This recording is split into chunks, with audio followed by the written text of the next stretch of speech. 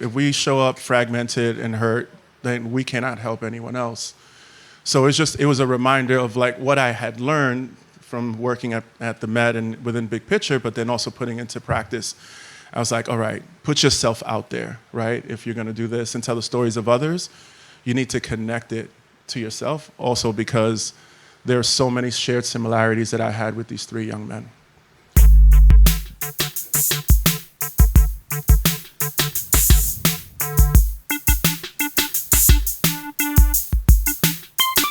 This is High Tech High Unboxed. I'm Alec Patton, and this episode is being recorded live at the 2024 Deeper Learning Conference in San Diego, California. Welcome everybody in the room. Good to have you here. Yeah, make some noise. All right. There we go. There we go. Thank you. All right, to introduce this episode's speaker and to tell you all how this is all going to work, here is High Tech High Graduate School of Education, Director of Liberation, you know her, you love her, Dr. Michelle Sodrina Pledger. Thank you, Alec. Thank you. Welcome, everyone, to Deeper Learning Den 2024. This den is called Finding Your Leadership Soul. Today, we have with us in conversation Co-Executive Director of Big Picture Learning and author of Finding Your Leadership Soul, Carlos Moreno. All right. And we also have founder of Big Picture Learning and director of New Forms, also author of Learning to Leave, How Real-World Learning Transforms Education, Elliot Washor. All right. I'll give you a brief overview of how the Den format works, and then we'll get started. So for about the first 25 minutes, Elliot and Carlos will be in conversation, and we're just kind of eavesdropping on their conversation. We don't know what Elliot's going to ask Carlos. We don't know how Carlos is going to respond, and we're just like in the room listening. And then about 25 minutes in, I will signal both of them that now is a great time for us to move to audience Q&A, and you'll be able to ask all your questions. We just really want to make sure that you have a microphone before you actually ask the question because we are doing a recording. We have opposite of Vegas rules in the Den. What happens in the Den, we actually want you to share that learning widely with all your people, right? Because you're going to hear some great insights from these two beautiful people. What questions do we have before we get started? All right, let's give it up one more time for Carlos and Elliot. Woo! All right. Well, hello, everybody. Thanks for being here. I'm going to ask Carlos more questions rather than a conversation, I think, but you never know what's going to happen. You never know what's going to happen. But I will say this. So I'm on my way to South by Southwest, and I'm in the airport, and the plane was late from San Diego to Austin, and I ended up meeting Eric there and a whole host of other people for about 3 hours, and by the time I was done, I didn't have to go to South by Southwest, but because I met everybody I needed to meet. But my point is, I'm sitting there, and I'm not sitting there. I'm walking around because I never sit in an airport. You can't sit anyway. I'm seeing Eric, and he's got this out. That's right, and he's got a pencil, a pen in his hand. He's got the thing all like this. Every page is like, creased over. He's right. I said, shit, nobody ever did that to my book. I go, what the hell? There's your guy. He loved it. I'm telling you that. And I did too, of course. And I know the people in the book, quite a few of them, especially Bella, from when she was like this big, literally. And so it's personal, not personalized, which is different than personal. You do something to somebody when it's personalized, and this is a book that's very, very personal. And I worked with Carlos a little bit, just bouncing ideas off here and there. A little bit? Yeah, a little. No, you really... he took a long time to write this book, and there's very good reasons for that. It's a really, really personal book, and hard to tell the stories. But that said, I'm going to do a little bit of a format since I'm a jazz guy, but there's no music here. So I'm going to start with a few names of songs as I go through this and ask you some questions. about the book. And the first one is A Love Supreme by John Coltrane, because this is a love supreme, this book, and love looms large in the book. And so this is about how the book was written. I want to ask you a question about that. So there's letters in the book to people. There's data in the book. There's stories in the book. And it's a very unusually written, a book written in an unusual way.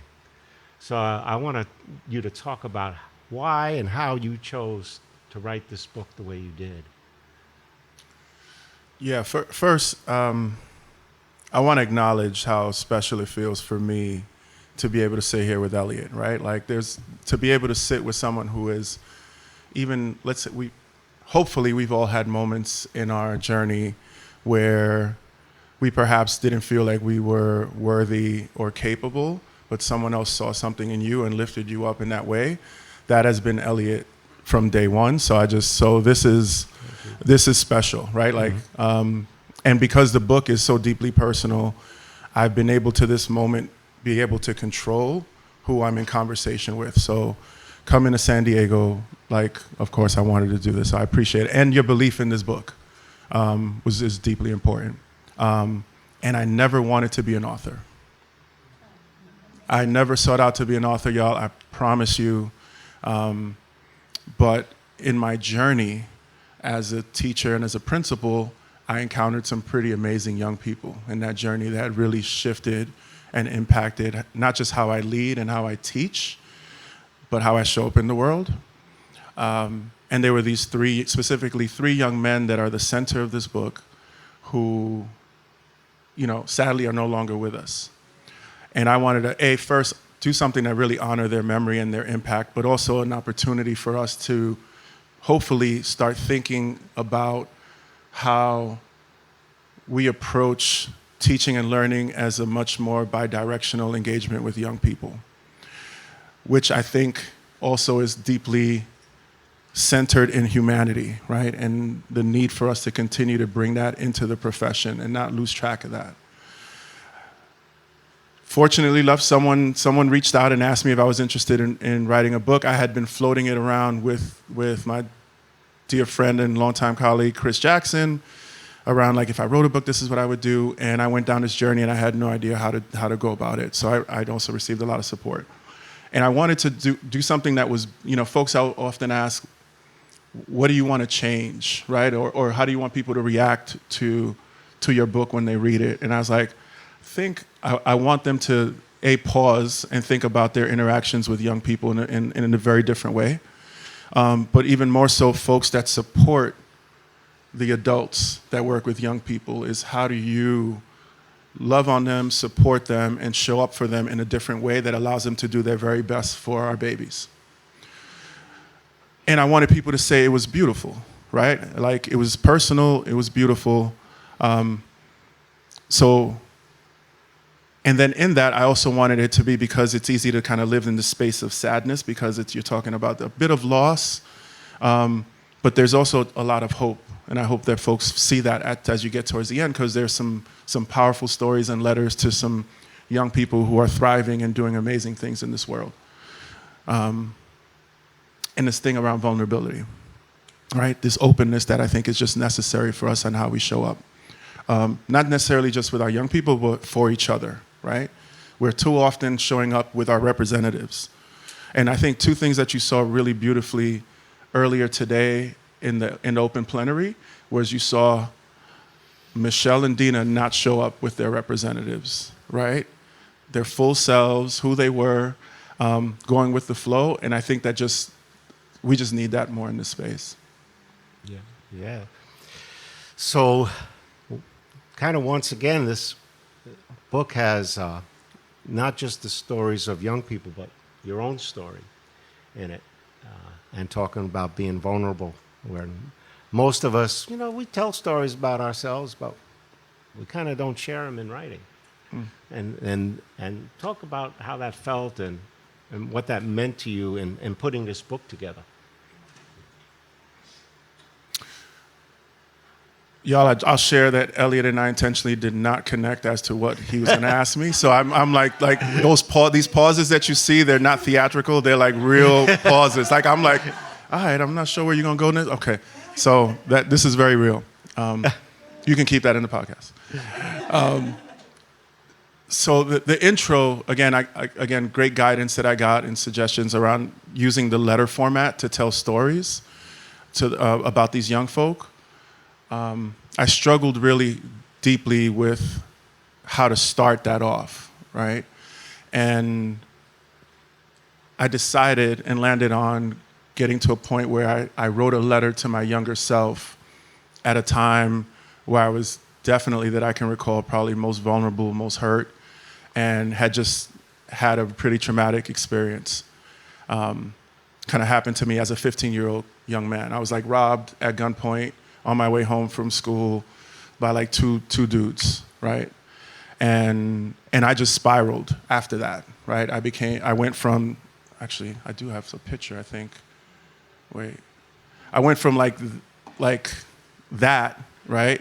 A very kind and happy and kind of go with the flow young man to someone that was in the streets. I became a real different person, and specifically because of safety reasons, right?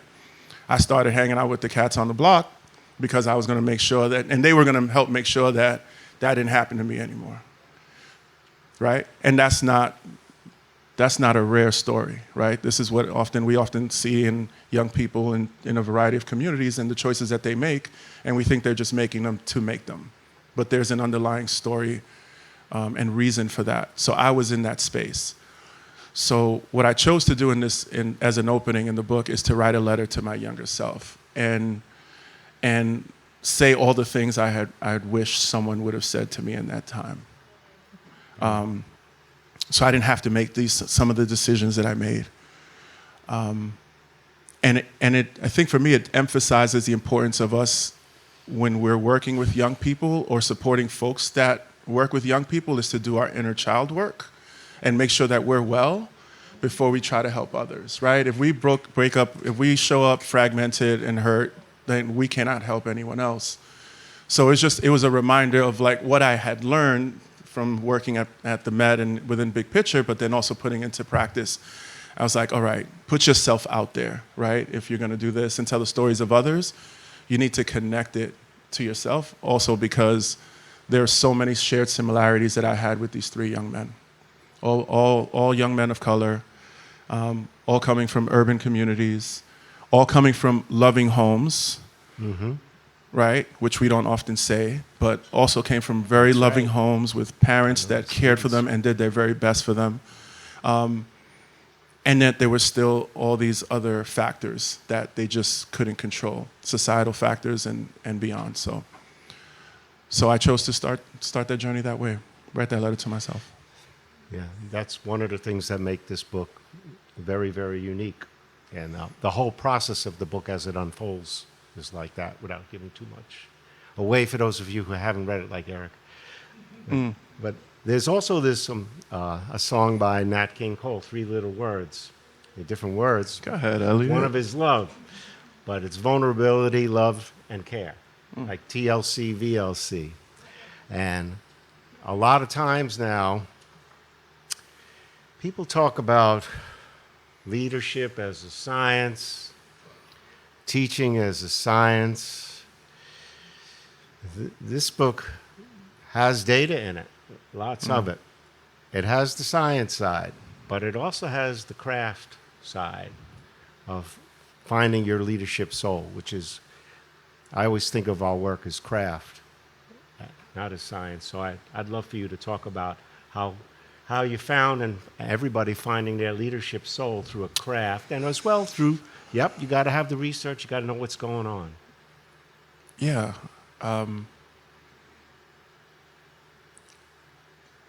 So I firmly believe we're all informed, right? Like our lived experiences informs who we are as people, right? And we continue to grow and learn and evolve, and that never stops, right? It's not like, oh, you're now 30-something, you're a leader of an organization, you're still growing and evolving and learning, and the experiences that you're having impact how you show up.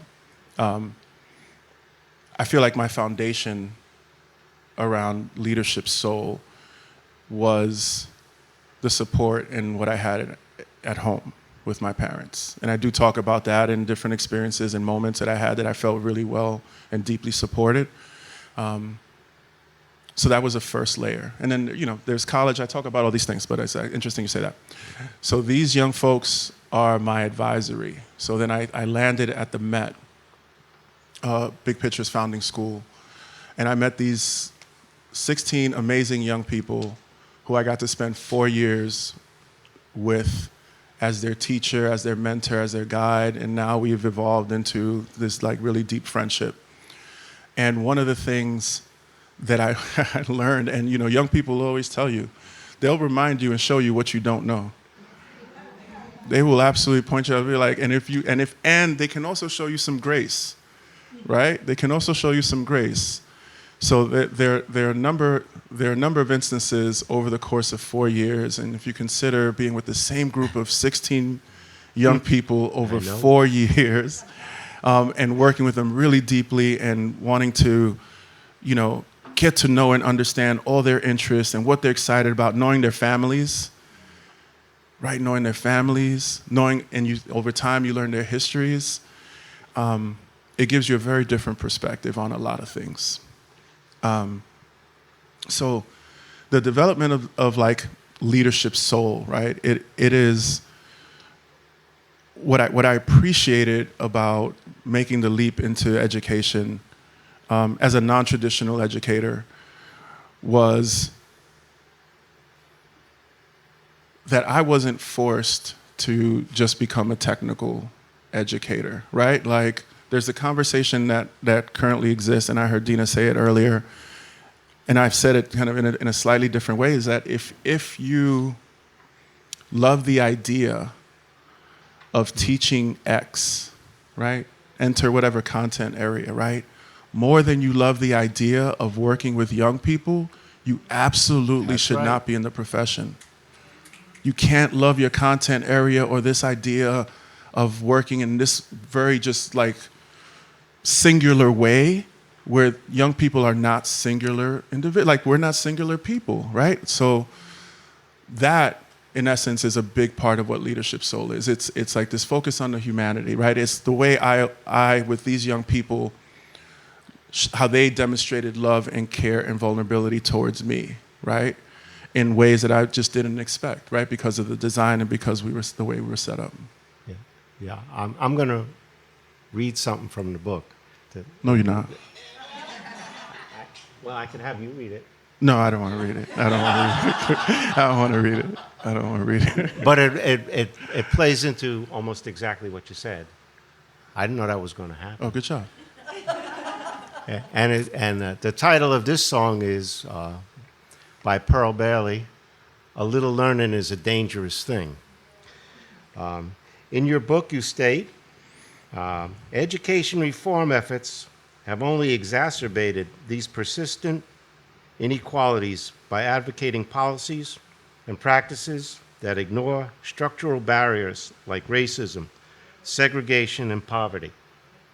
Too many currently celebrated ideologies and practices suggest that attitude adjustments, self-control, grit, and bootstrapping are the foundations of success.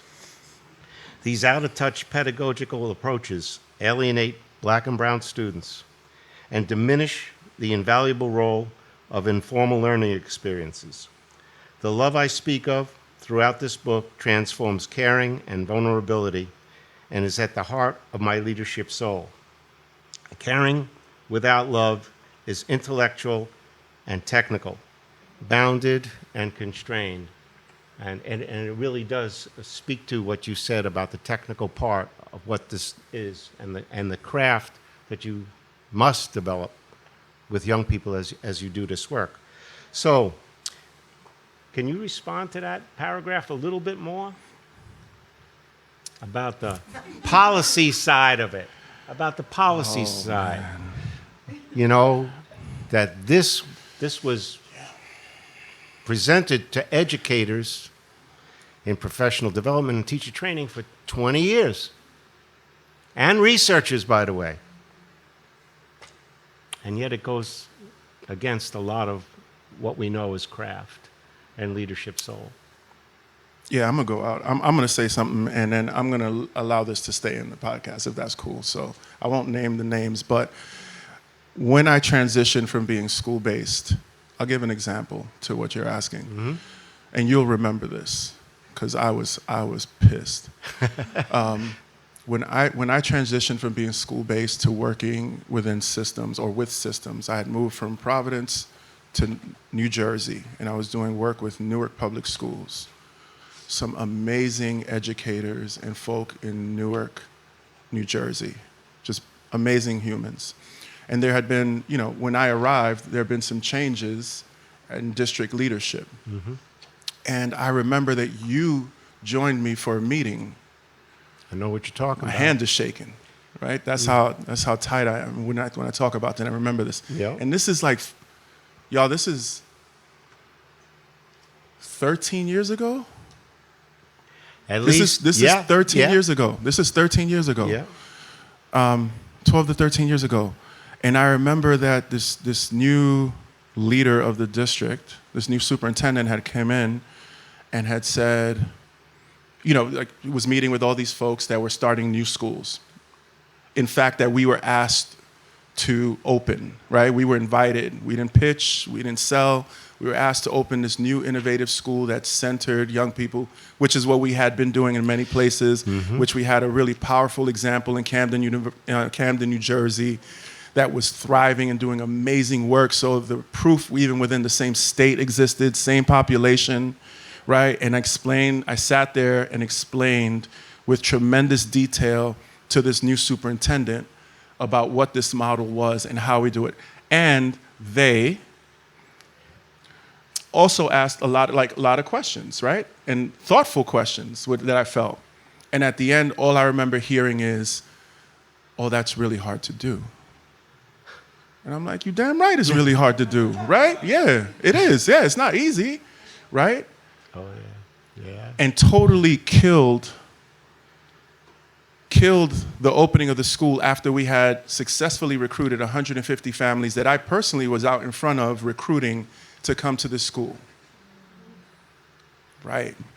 I'm out in the community telling families about this school, right? And we've been around at that point for 20 years, right? We had proof points across the country and in the state. We had data. It was hard. It's hard, no doubt. And gave really no excuse and no support in helping me and us find alternative placements for those families. So we had to kind of bootstrap it, right, ourselves, and we figured it out. Fortunately, we had some other schools already in the community, so we was just like, here's the other option. It's not the new school, but I share that example because that's what it is, right? It's this notion of what is hard, right? Often folks are asking, right, because it's so difficult to do. Mm-hmm. And my response is always like, yes, it is hard, and we've figured out ways to do it. And I think that's a model. That's one model, but there's so many other models that exist that are doing amazing work and have figured it out. But because it's hard, it's not a reason not to do it. And that's what gets me hot, right? Like when you give me that's your reason, and that we're not going to do it because it's hard. That means you just want something that's simple. You want something that you can cookie cut, right? You want something that you can easily scale, right? And you're not thinking about the individuals, right? You're not thinking about the impact. You're not considering all the other things. So for me, that's one of the main reasons why I believe that it's been so hard in different, not just for us, but for some others to get some traction in some of these things, because the questions around how difficult it is. What are all the things that you need to do to be able to get there? How much time we got before? 3.5 minutes. What? Before questions. You kidding? 3.5 minutes? Absolutely. What Michelle said. What Michelle said, Elliot. We do what Michelle says. I know that. I'm just asking. No. So So, Nat King Cole's brother, Freddie Cole, wrote a song. You don't know probably who Freddie Cole is, but he's an incredible Don't piano assume player. they don't know. They might know. They might know. Who knows? They might know. I'll give you a free book if you know. No. So he wrote a song called What Now, My Love. So what now? You have Ashe, Equity Fellows, which is an instantiation and an example, and people may not know Ashe and Equity Fellows in the room, an instantiation of your beliefs that manifest in leadership soul. There's no two ways about it. That's what these two initiatives do. So, what now, my love? There's examples. Talk about Ashe, talk about Equity Fellows, and talk about what now. Yeah. I'm loving the music theme thing. Thank That's you. pretty, that's fly. I appreciate that. So I think those are all not necessarily just extensions of me and Leadership Soul, but extensions of us as an organization. Beautiful. Right? So I just need to say that, right? Like, because in every one of those initiatives, it's not just a Carlos initiative, right? It's been in community and in great thinking with a lot of folks across the organization. So it's who we are, right? That's right. So the two fellowships, Equity Fellows is one that is focused on supporting K through 12 leaders from all levels, right? So it is from your teacher leaders to your state superintendents. Like we've had this really beautiful mix of folks in any given cohort that is not just for like folks who have held a certain like level, right? It's an opportunity to bring together all the folks that impact schools and systems together to learn together, grow, and then have an impact to bring deep learning practices to their particular community. So we're really proud of Equity Fellows. We're on our 6th cohort, and hopefully we'll be launching the 7th in the new year, the new calendar year. Ashe is a newer one, so it's inspired by Equity Fellows and Ashe. Ashe Leaders Fellows, which was co-designed with our friends at the Hewlett Foundation, who were the early supporters of Equity Fellows, and it aligned with really supporting community leaders. So we selected specific communities where folks of color were not having access to personalized learning, and this focus on civic education, right, which I think is so desperately needed right now. And recognizing that the solutions in some of these communities, because of their size of the community, doesn't have to squarely fall on the shoulders of the school districts, right? So we have a representative, a senior leader from that school district, along with a number of community members. So we have city council members as part of specific Ashe teams. We have school board members. We have folks from the mayor's office in different communities. And I want to acknowledge that those communities are Baltimore, Maryland, Jackson, Mississippi, Oakland, California, Akron, Ohio, and Cleveland, Ohio.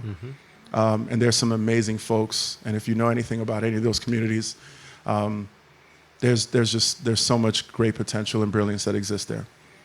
And then, you didn't ask this, but leadership journeys is a big one, right? Which we're going to be doing tomorrow night. Big plug. If you've been to Leadership Journeys, make some noise. It's going to be real special because it is a homecoming. I can honestly say I have not been this excited about a Leadership Journeys because of the featured leaders and the love that I have for them. And I'm like, it's just going to be different. If you're going to be on the stage tomorrow, stand up. Our own Michelle Pledger is going to be one of the featured leaders, y'all. So all right. If you had other plans, no shade to the other great events that are happening, but I think you may want to think about your options. But Get leadership there early. Yeah, true. So Leadership Journeys is an opportunity to have leaders that I believe kind of exemplify what leadership soul is and how they show up. And they're sharing about their journeys in the way that I think I did in Finding Your Leadership Soul. They're talking about their learning in really profound ways. and they're just like walking the walk, right? Like in that truth. And the hope is that folks see that and experience these stories. And for some folks, they're gonna be like, some of it is gonna resonate, and they're gonna be like, this is, and some of it won't. Some of it is very unique to each individual leader that shares like just deeply and profoundly. So, and there's celebration in all of that, right? There's music, there's dancing. I was able to finagle with our friends to get a little wine in there, right? So we're going to have some wine.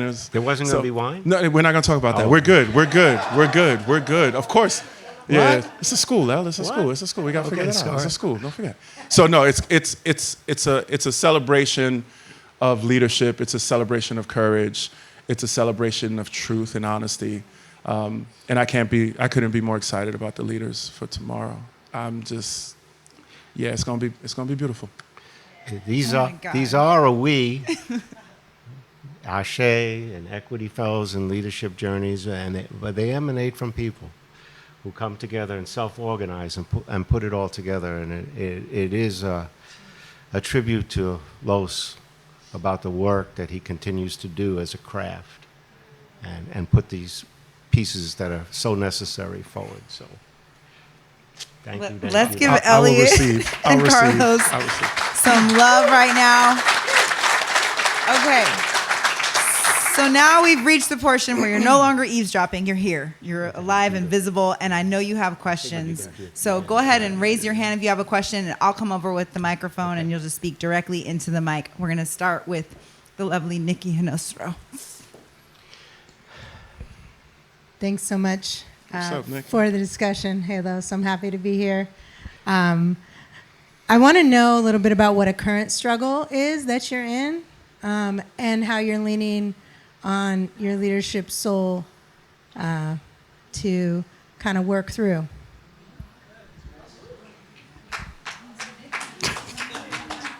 It's a great question. There's never a shortage of struggles. I think the pause is figuring out which one to share. You know what I mean? I think we know who we are as an organization and what our values are. And we also know what's happening in the world around us. And one of the things, which is fortunately not just on my shoulders, but our collective shoulders, is, we've historically been pretty proud about being the type of organization that takes a stand, right? We're like, here's our statement, like, take it or leave it. And we're faced now with the reality that we need to be slightly more careful when we do certain things because of the impact and our ability to stay, to quite honestly, to be able to remain in it for the long haul. And that's really hard. That's really hard. And as a leader of the organization, right, as a leader within the organization, it's hard when you really want to put something out and you want to support your team and then be like, I don't think we need to do that right at this moment, because it could really have a catastrophic impact on us. And I'm thankful for the push that I get and the challenge that I get from my colleagues all the time around doing that. It's like that tension that is always there. It's there. It's always kind of existed, but right now I feel it different. I feel it real different. And what I need to do is, what I try to do is remind myself what I'm grounded in and why I'm making a decision that sometimes may not be the most popular one, right? That it's in the betterment of the broader organization and our ability to stay there, right? And be here and stay relevant, and different ways to like pick and choose your fights, right? When to put out a statement, when not. What are the other things that we can do? That's a real one right now. And I say that with a lot of my colleagues in the room, right? Mm-hmm. Like, I know they're probably like, yeah, what you gonna do, bro? All right, who else has a question?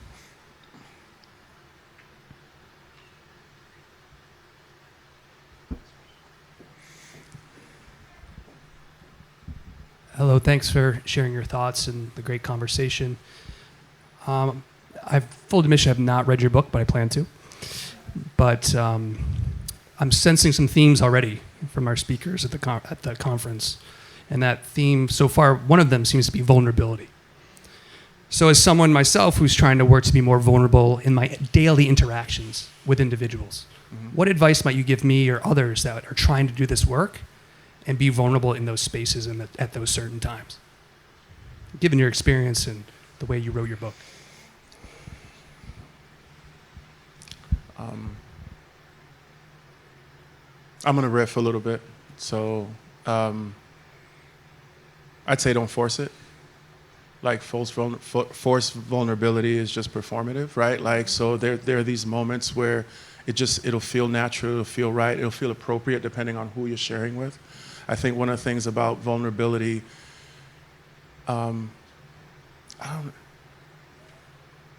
it's more than just an action, right? It's a way of just being and showing up.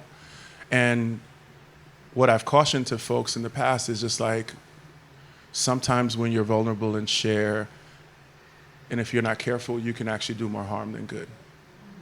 So the essence of why it is that you're choosing to share something, to connect with someone, to affirm something that someone shared that perhaps, you want to kind of step out and you have a connection to or with, or you're trying to build a connection to with.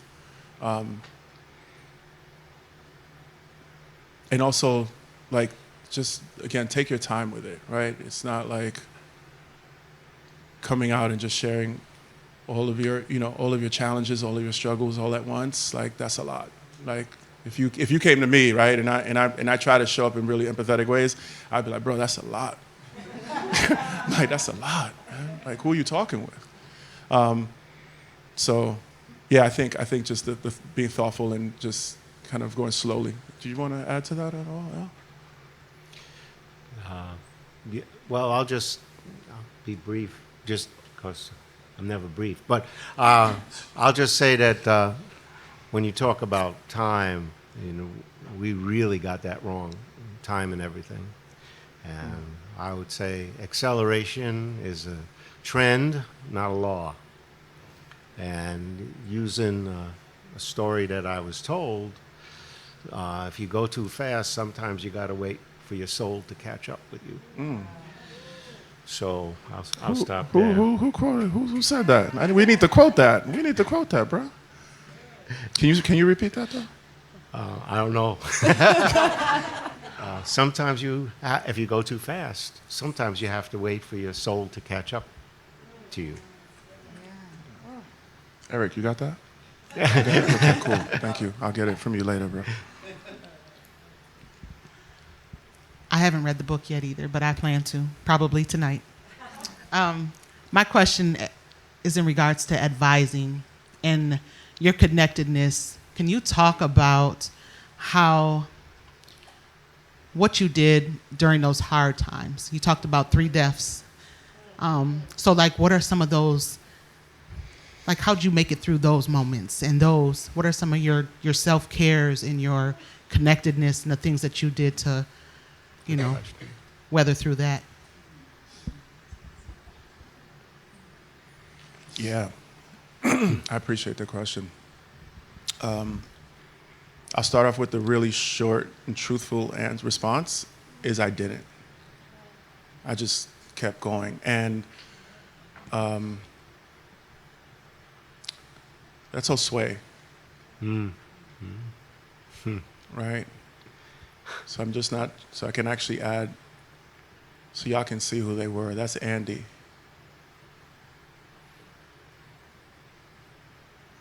And that's Sean.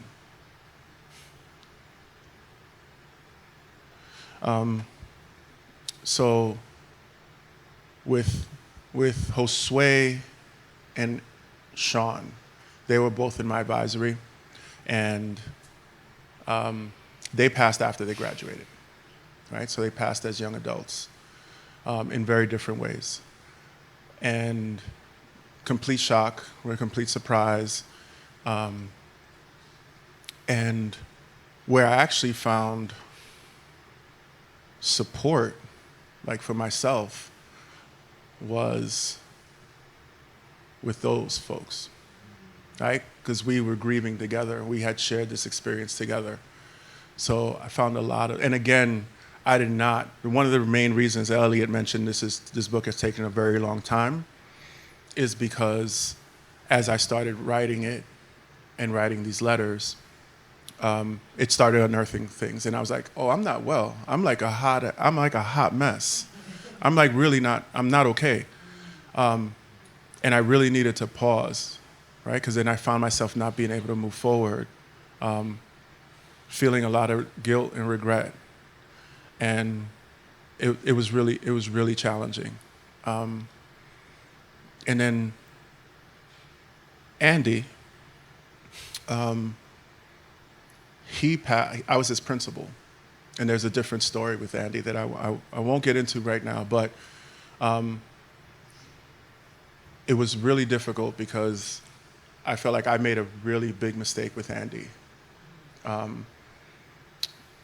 That if I hadn't made the mistake, I still continue to tell myself to this day that maybe the outcome would have been slightly different with him. But this is why, I mean, what we heard really loud and clear from the stage today is the importance of healing and taking care of yourself in therapy. That is me, right? Right? And I do know that many black and brown men don't do it.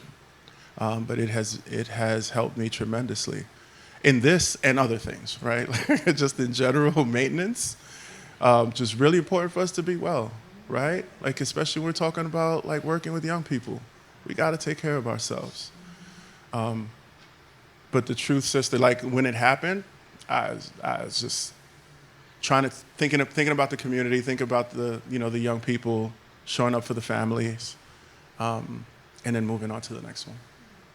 So, and that wasn't helpful.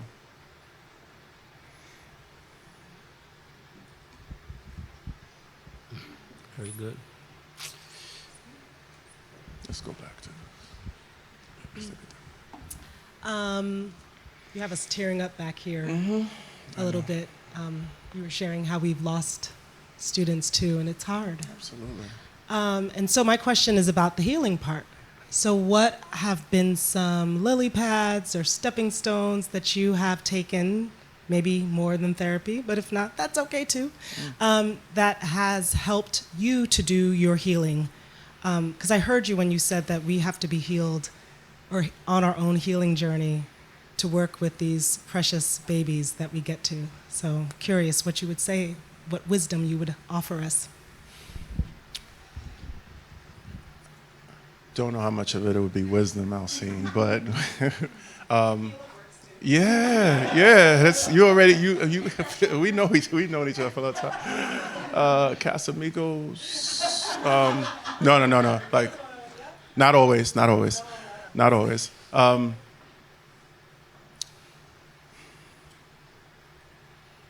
I've those of you that have known me for quite some time, I've been on a health journey. Right? Like, so making sure I take care of myself and being well, not just mentally, but also physically. Mm-hmm. And I had a lot of support from my family, but also my colleagues in that journey. It's beautiful because I like Carla, when we travel together all the time, we'd be like, Los, we going to the gym? Like, damn, man, let's go to the gym, right? Like, we work out together. We celebrate together, we find joy. And also pacing. I feel like I've gotten much better at pacing myself than I used to. And I know that so many of us, because we care so deeply about the work and we're like working tirelessly in hours, and it's sometimes I don't necessarily model it well for my colleagues, but the importance of being able to break and like step away from it. I'm a lot more intentional about, like when I say I'm like really taking time off, trying to take that time. Surrounding myself with folks. I mean, I promise y'all, I know Dina for a long time, but like not surrounding yourself with toxicity. That is. She said it. I was like, you are that is draining. That is so draining, right? And just being mindful and protect your heart, protect your soul. Again, in the service of you just being well, but so you could do your very best for other people. those have been some of the key things. And again, Casamigos every now and then. That's very real. We have time for one last question before Carlos gives his final remarks. So I haven't read the book yet, but I do plan to read it. What's up, sister? I see the you. question that I have as a leader on a journey of founding and doing this work, one of the things that I am wondering about is how you, this is not necessarily like a self-care question, but this is more so about, you mentioned an experience where, you know, I sat at the table, I had this opportunity, and basically what you knew what you were getting ready to do was the right thing, and then you experienced that, I would say, loss in that potential profession, you know, like just for what you were experiencing right then, like you were about to make this move, and then you lost that experience, so to speak, and you had to regroup. Talk to me about how you've regrouped over your leadership journey and how that has developed your soul, leadership soul, or how you're taking care of your leadership soul while you're doing all of that regrouping. And I'm sorry for the question being wordy. No, all good. I'm gonna repeat part of it just because I want to make sure I'm capturing it right. So, would you like to know specifically to the example I gave earlier around? Sure. I think, you know, just to be vulnerable a little bit, just around like, you know, you've done very daunting work, and thinking about how you did that work, you know, amidst all of the things, and how you continue to ascend, how you were able to take care of your leadership soul to keep going even now to do the work. Yeah. I talk about it a little bit. I appreciate the question because I feel it's an appropriate timed question as well, and where we are in the conversation. I talk a lot about at the end of the book around what I think folks should continue to do to preserve and sustain themselves, right, moving forward. So first is just, I think what I list is the importance of being able to continue to grow, right, and like opportunities to continue to grow and expand your knowledge and your learning in ways that feels fulfilling and fruitful to you, right? Like, I think that's just important. We can find ourselves kind of stagnant and just kind of like, oh, right? But really trying to, and that takes time and work. Connected to the next nugget would be, it's just like finding those trusted circles and places where folks are going to support you, but also challenge you, right? Like in really healthy ways, and challenge you to be your very best, right? That love you and care about you enough to do that. Sometimes that's within your organization, sometimes it's not, right? And it's not that it's okay, but it's just the reality of what it is like finding those circles that fill you up. I think it's important to, even just in spite of what happens, sometimes it's important to be able to love with abandon, right? And let some of it go, and like hold truth that in almost most cases that folks absolutely, I'm about to say something that's not actually true. What I was gonna say is I need to believe, Carlos needs to believe that people innately wanna do good, right? They don't wanna cause harm, but I know that people have been hurt, right? And there are some assholes. Right? Like, real talk. Like, there's some assholes. Like, right? And we can often tell who those folks are pretty quickly, right? But it's something that I need to be able to do to have belief in humanity and people, right? And I'm gonna give you 5 minutes, and we're gonna be here, and if the vibe isn't right, I'm gonna wish you the very best, and then I'm gonna keep it moving. See you. And I think that's okay. But there's definitely some of that in the book. So yeah, I appreciate that. And now we want to give both of you a few minutes each to just share any final parting words that you would like to impart on this audience. And you can decide who goes first. You go first. Let me go first. Yeah. So, in the book, there's a quote from my son, who passed, who also went to the Met. And seeing it in writing, and because that's who he was, the quote is, "Give love first." And he said that since he was a little child. But seeing it in writing from somebody else who caught him, his phrase, and knew him quite well, made me feel very, very different. Really, really different. So, seeing it in a book. So I really thank you for that. Of course. It's a big deal. Mike was a beautiful soul. He and I had an interesting bond. He graduated before I started teaching at the Met, but he was always around because he was Elliot's son, which was cool. But he was y'all imagine like a younger Elliot. It was just, that's who he was, a talented musician, phenomenal musician. And when Elliot had shared that quote, I like. It's the opening to it's one of the two quotes to open the chapter on Love with Josue. So it's written on his tombstone. Yeah. So it's really. Yeah. And one of the things that, as we, again,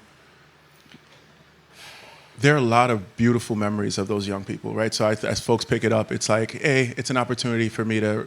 It was an opportunity for me to say some things to some of the young men's family members about all the things I appreciated, all the beauty that they brought to this world and who they were, and then kind of talk more about some of the humorous moments that we had, usually at my expense. And at the end of the book, there were two final letters that I wrote that were to two young people that I believe just exemplify what's possible and the future generations of this world. And folks that often will be like, oh, they're up next. They're actually here now. Like they're showing up. We see it all the time. And one is to this young man, Michael Walters, who is a graduate of our school in the Bronx, Fannie Lou Hamer Freedom High School. Mm-hmm. Oh, BX, stand up. Let's go. A beautiful soul. He has a really powerful story, which I was really honored that he gave me permission to share. And he's off doing tremendous things. Entrepreneur, super talented, and he just fills me with tremendous hope. And then the last person was this soul. This is my baby girl. All right. Is Bella. Mm-hmm. And what I wanted to do, and if I can, for the final piece is read Bella's letter. So, and I'll say that when the publishers were like, "Hey, we're gonna do the letters in script," I thought it was the coolest thing, but it's not really easy to read. So please bear with me a little bit, because I'm like, and I read it like a few times, but every time it's like super, super challenging. So. It's just so small, and I'm.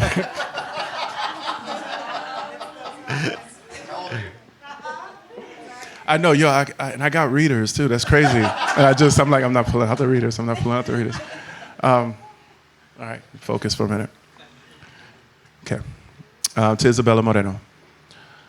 Bella, I'm up before dawn, gazing at the fading stars, and thoughts of you prompted me to write this letter. I cherish the opportunity to reflect on where I am on my journey as a leader and as the father of the most amazing or inspiring human I've ever met. I can think of no better way to conclude my most important piece of writing. These last few years of the pandemic proved to be chiflado, crazy. And the last few months have been especially difficult and challenging. I know that spending some of your high school years in quarantine and hybrid learning is not what you had hoped for or expected. Being quarantined for so long completely changed the way I think about time. Damn, that's really small. I often lost track of what day or even week it was, but I'm eternally grateful for and appreciative of how much more time we had to spend together. Tonight I find myself thinking about the future, your future. I have this image of you preparing to leave home for college off to Duke to join the rowing team. Mommy and I are so very proud and happy. Although I'm nervous about you leaving, I know that you are ready. You'll be fine. In fact, you'll be better than fine. You are brilliant, kind, compassionate, and just. You received an education that focused on learning and not just test scores, from a public school with resources for everything you needed, from a rigorous and engaging curriculum to black and brown teachers who represented the diversity of your community. You are a reflection of what our country can be and what it needs. You are a natural leader and protector of those who need the greatest protection. The world would be a better place because of you. I'm reminded of young women like you, women such as Malela Yousfazi, Amanda Gorman, and Greta Thunberg, who have demonstrated that young people can make a difference. You are everything that we need. Did I ever share with you that some people wanted us to name you Milagros instead of Isabella? Milagros is Spanish for miracle. You entered this world 4 months early, weighing less than 2 pounds, but miracle would refer only to your birth, not your life. You are a fighter. You have always been strong in every way. You possess intelligence, beauty, and compassion. Isabella means beautiful, and you inherit the empathy and strength that Grandma Isabel, your namesake, carried until the age of 98. I pray your life is as long and as rich as hers was. The real miracle was the relentless love, patience, and compassion consistently demonstrated by the nursing staff at Women and Infants Hospital in Providence.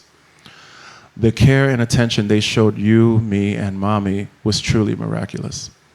They stayed alongside us on rough nights when your oxygen levels were dangerously low and celebrated your growth and progress.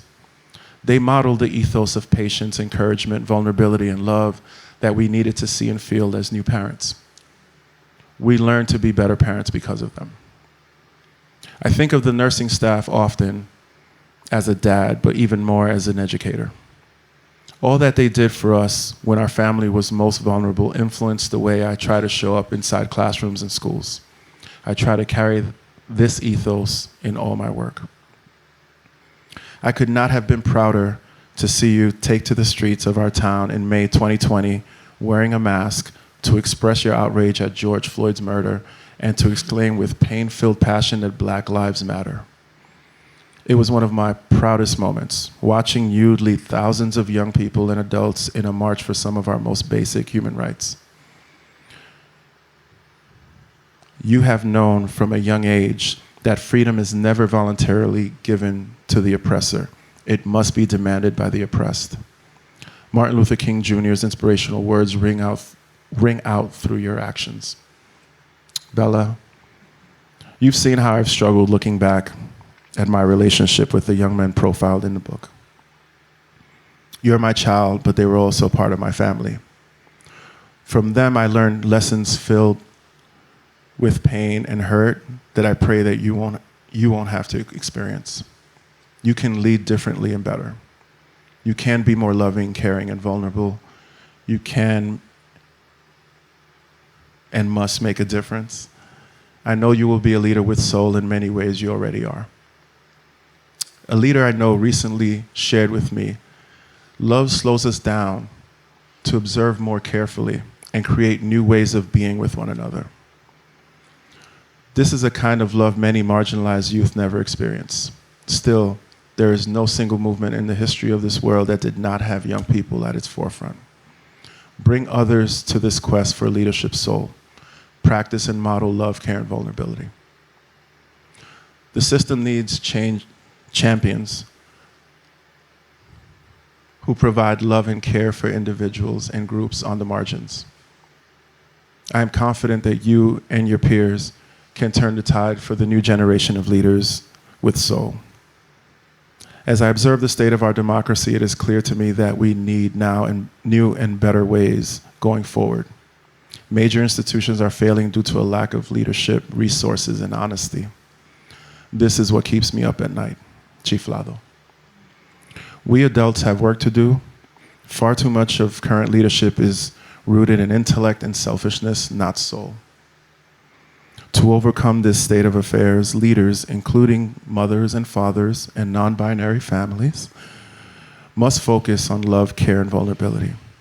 I am committed to doing my part. But again, eventually, we have to get out of the way, pass the reins, and let the soul of the youth take the lead. The world needs you to fully realize the beautiful and amazing change maker that you are destined to be. I will end for now, baby girl. The sun is beginning to rise, and it's a new day. Love you, Dad.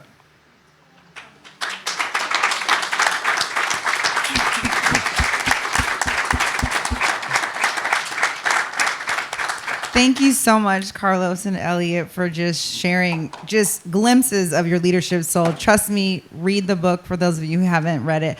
I can't believe they didn't sell it. I was like, people would have paid for it, but they are gifting it to you. So please read it and share it widely. And let's give one more round of applause for our incredible DEN speakers. Okay.